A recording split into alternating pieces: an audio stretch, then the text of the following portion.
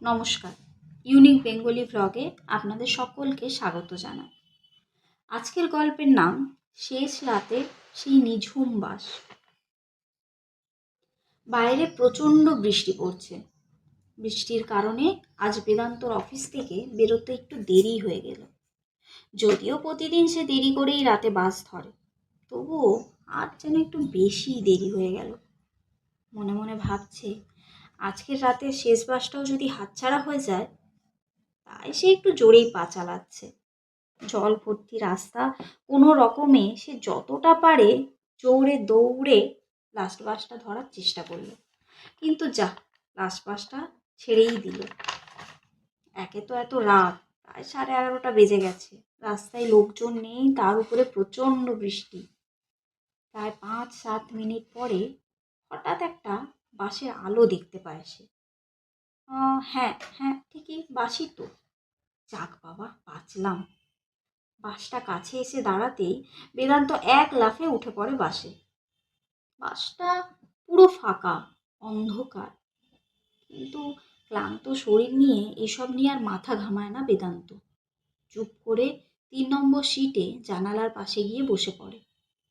জানালার কাঁচটা হালকা নামিয়ে দেয়। বৃষ্টির ছিটে আসছে।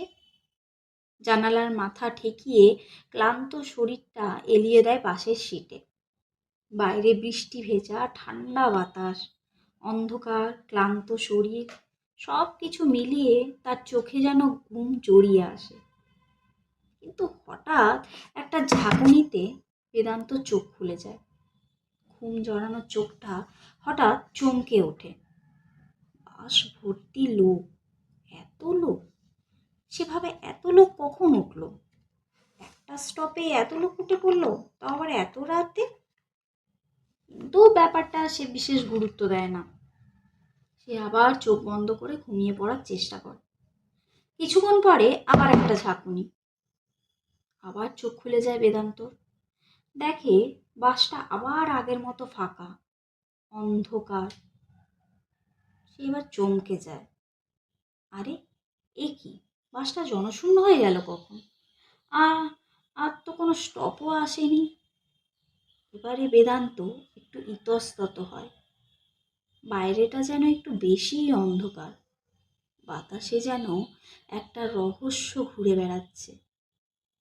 সে ঘাড় ঘুরিয়ে দেখে তার ঠিক বিপরীত দিকের সিটে একজন মধ্যবয়স্ক লোক বসে আছে।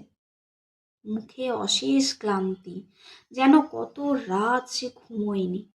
টকটকে লাল চোখ দুটো যেন গভীর কোঠরে ঢুকে আছে। গালে কাঁচা পাকা দাড়ি যা বহুকাল কাটা হয়নি, চুল উস্কো খুস্কো। বেদান্ত একটু অস্বস্তি হলেও তাকে জিজ্ঞেস করে, শুনছেন? শুনছেন, এক্ষুনি বাসে অনেক লোকজন ছিল না? তারা কোথায় নামলো? কোনো স্টপ তো পড়েনি। 15 বছর বাবু, 15 বছর ধরে আমি প্রতিদিন এই রাতে এই বাসে যাওয়া আসা করি। ঠিক মাঝরাতের পর এই বাসে কেউ চড়ার সাহস করে না। কি কি বলছেন আপনি? না না, হয়তো আমার ঘুমের ঘোরে আমি কিছু ভুল দেখেছি। তোমার মনে হয় আমি ভুল বলছি? 1 বছর আগে এই এই স্টপেই এই বাসে আমি চড়েছিলাম। সেদিন যা হয়েছিল তা আজও আমার মাথার মধ্যে ছবির মতো স্পষ্ট হয়ে আছে। বুড়োটার গলার স্বরে একটা অদ্ভুত শীতলতা ছিল, যেন সে কোনো রহস্য ভেদ করতে চলেছে। সে বলে চলে, সেদিনও ঠিক এই রকম বৃষ্টি পড়ছিল। পাশে কেউ ছিল না, শুধু আমার আগের সিটে একটা লোক বসেছিল, চুপচাপ, শান্ত, আমার দিকে এক দৃষ্টিতে তাকাচ্ছিল। তার চাউনিতে একটা অদ্ভুত রহস্য ছিল। চোখ দুটো নিষ্প্রাণ, স্থির। হঠাৎ আমার দিকে হাত বাড়িয়ে বলল, তোর এখানে এই বাসে বসে থাকা এখন উচিত হয়নি।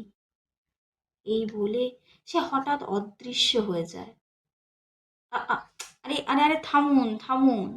বেদান্ত তাকে থামিয়ে দিয়ে বলে, আরে কাকু, আপনি হয়তো কোনো স্বপ্ন টপ্ন দেখেছেন, যা আজও মনে আছে। লোকটি বলে, স্বপ্ন? সেই রাতের পর থেকে আজ অবধি একটা রাতও আমি চোখ বুজে ঘুমোতে পারিনি। আর তাছাড়া সেদিন কোনো স্টপও পড়েনি। তবুও লোকটা যেন কোথায় অদৃশ্য হয়ে গেল।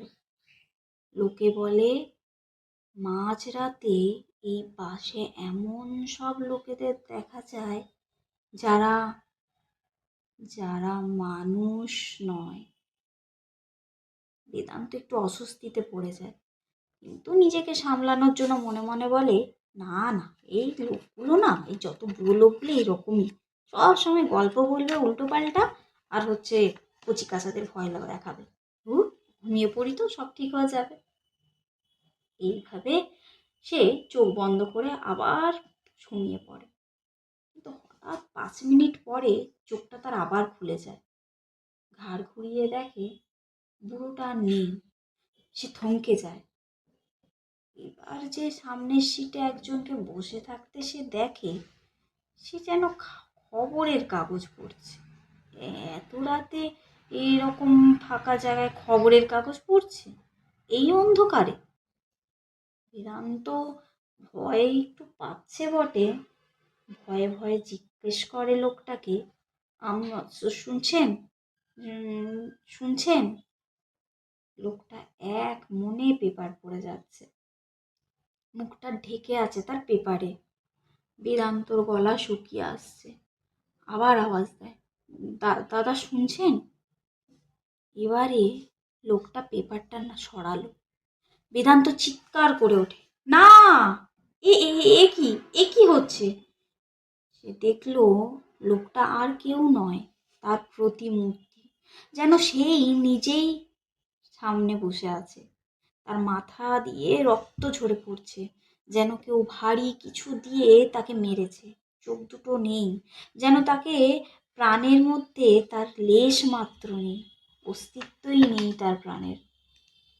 বেদান্ত ভয়ে পালানোর মতো পাগলের মতো চিৎকার করে। হঠাৎ বাস থেমে যায়। বেদান্ত দৌড়ে প্রায় হুড়মুড়িয়ে বাস থেকে নেমে পড়ে। হাত পা তার থরথর করে কাঁপছে, গলা শুকিয়ে কাঠ হয়ে যাচ্ছে। বিদ্যুতের ঝলকানিতে ঠিক এমন সময় বিদ্যুতের এক ঝলকানিতে সে যা দেখতে পেল, সে সারা জীবনে কোনোদিনও সেটা ভুলবে না। সে দেখলো বাসটা বাসটা পুরো অর্ধেক দুমড়ে মুচড়ে আছে, যেন বহু দিনের পরিত্যক্ত একটা অ্যাক্সিডেন্ট হওয়া বাস। আস্তে আস্তে স্টার্ট নিল বাসটা। বেদান্ত স্থির চোখে বাসের দিকে তাকিয়ে আছে। দুমড়ে যাওয়া বাসটা আস্তে আস্তে করে তার কাছ থেকে এগিয়ে চলে যাচ্ছে। বাসের দিকে তাকিয়ে রইল বেদান্ত। বাসের ভেতর থেকে সেই বুড়ো লোকটা একটা মুচকি হাসি হাসছে। তার গোটা শরীর, মাথা সব রক্তে ভেসে যাচ্ছে। নমস্কার। গল্পটা কেমন লাগলো অবশ্যই জানাবেন। আর যদি পছন্দ হয় দয়া করে একটা লাইক, শেয়ার অ্যান্ড অবশ্যই সাবস্ক্রাইব করে যাবেন আমার চ্যানেলটিকে। ধন্যবাদ।